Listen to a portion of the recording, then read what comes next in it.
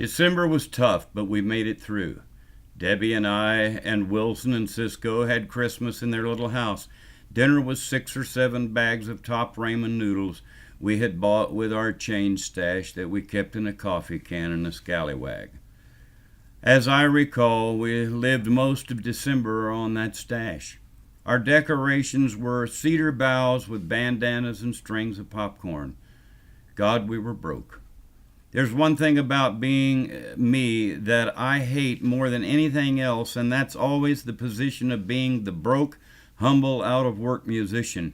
You can never pay the check when you're out with people, and you never know where your next meal or tank of gas is coming from.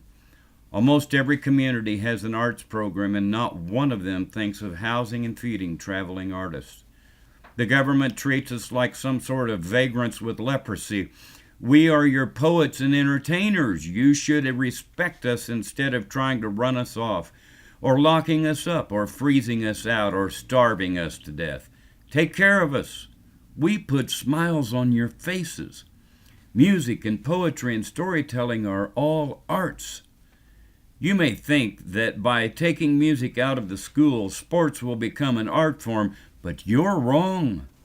Without music and poetry, your children will never have a deep, artistic, beautiful way of dreaming. Don't steal your children's dreams. Give them a way to sing their favorite songs and put the smile back on your own face. Every community should have a stage and a shower and a warm place for troubadours to rest up and get medical attention. We can't afford health insurance and we can't borrow money. It's up to each community to save and perpetuate and finance and treat your musical poetic artists with respect. One more bandwagon dealt with. Remember, we had to be in Aspen, Colorado by the first weekend in January. Where were we going to get the money? Tahoe had bars, and Debbie and I drove the scallywag back over Donner Pass with our last 3 rolls of quarters. I passed the hat in Tahoe at a bar called Rojo's, and a customer who managed a motel gave us a room with a jacuzzi for 2 nights. We made just enough money to get to Aspen. Thank God, Aspen was a good gig. The owner was a little weird, but he paid me. Debbie got me mad at me for flirting with a blonde. Actually, I looked at her and said, "Oh my God, what a beauty." I knew this was going to have to change. I loved Debbie, but my lifestyle was not conducive to holding on to a loving relationship. After Aspen, we had almost 1 week off. My old friend Mo Dixon and his wife Trish were ski instructors at Copper Mountain Ski Resort. We decided it was time to teach Mountain John to ski. What a hoot that was. On the way to the mountain from Aspen to Copper Mountain, I asked Debbie what her dreams were, and she said, "I want to be a veterinarian and be in love with you." I said, "Then I think you need to go back to school now and become a vet. I think you should fly back to Maryland this week and enroll in spring semester." "I'm going to stay here and I'll be back in the spring. I'll be back in May." She cried and said she'd think about it. In the meantime, we tried to kill Mountain John by teaching him to ski.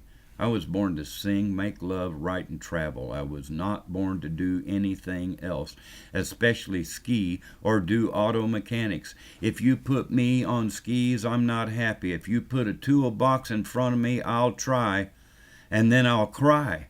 I won't do either. I learned through the years to only do what you're good at. That way, you're always happy, broke but happy.